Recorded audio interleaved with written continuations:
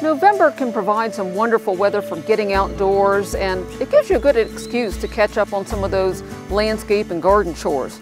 Now, of course, the first thing you probably are thinking about is raking leaves. If you have leaves on the lawn and don't really have too many leaves, a lot of times an easy way to take care of that is just by putting the bagging attachment on your lawnmower. As long as you don't let the leaves get too deep and they're not wet, that way you're chopping the leaves at the same time and collecting some grass clippings in with them, which makes the leaves really good for your compost pile. Now, while you are raking leaves, don't forget about those evergreen ground covers. If you've got any of your evergreen ground covers or the herbaceous perennials, don't allow the leaves to stay accumulated on those, because some of these plants can just rot out underneath those leaves. If you are thinking about tending to the lawn a little bit more, you're probably too late for seeding grass seed, but it is still fine through the month of November to go ahead and put out that slow release fertilizer. Having the nitrogen on there during the winter months not only will keep the grass green longer, but it's actually going to green up earlier in the spring. Now, this is also a good time of year to be thinking about good sanitation practices in both the flower garden as well as the vegetable garden. The frost has probably killed out most of the annual plants now, so this is a good time to pull those up and get them carried to the compost pile. While you're pulling them up, if you'll pull them up roots and all and just leave some of this soil attached to the roots, that actually is good for introducing some soil and microorganisms into your compost pile to help that compost work down better.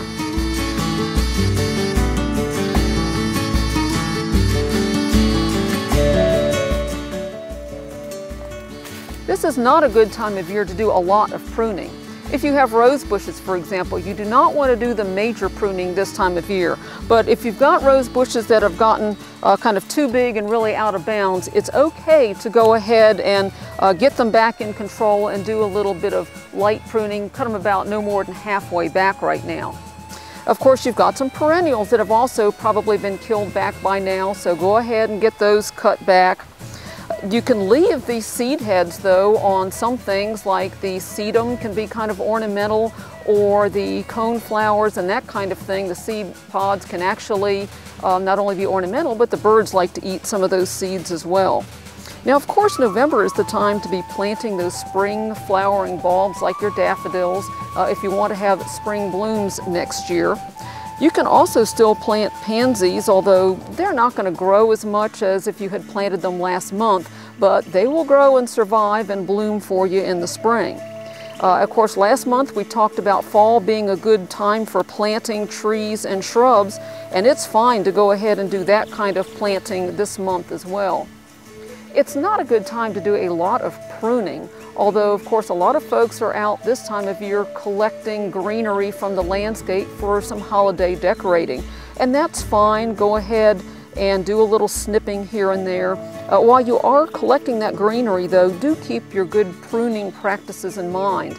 Make sure that you are cutting back to a side branch or a leaf node, and of course keep your eye on the shape of that tree or shrub so that you're not doing some damage in the landscape. In the vegetable garden, hopefully the garlic and onions you planted last month are up and growing. You can still plant those things through the month of November. If you're fortunate enough to have some winter greens out, like collards and kale, now they've had some frost on them, they are really good, and hopefully you'll be harvesting some of those kind of things for your Thanksgiving meals. This is a good time too to tend to your garden shed. How messy has that shed gotten through the summer?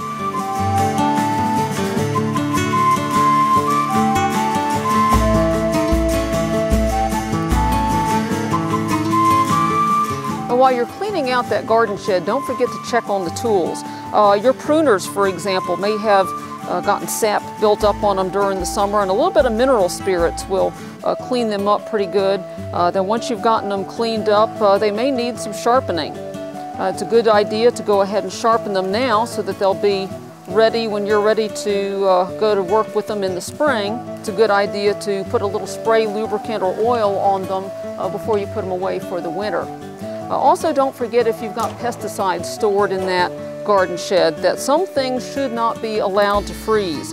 So it's a good idea to check those labels and make sure that it doesn't say on that label to not allow it to freeze, in case you've got some things that you need to move into a warmer location, such as the garage or other area.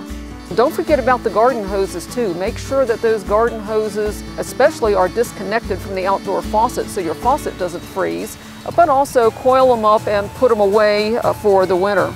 If you've put out rain barrels, it's probably a good idea to put those rain barrels away. If you can, put them in storage for the winter. Otherwise, at least get them drained so there's not water in them when we have a lot of really bad freezing temperatures.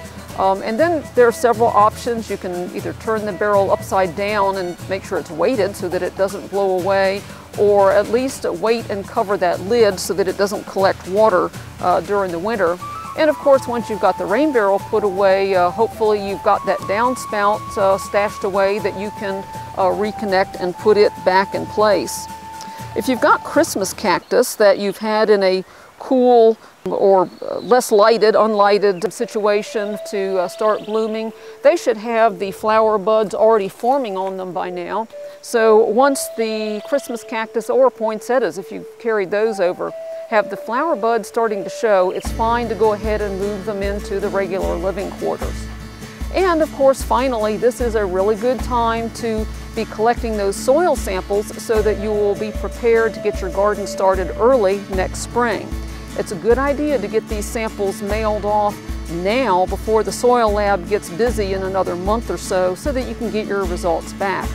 If you'd like to pick up soil test boxes or have other gardening and landscape questions, feel free to contact us at the Buncombe County office of Cooperative Extension.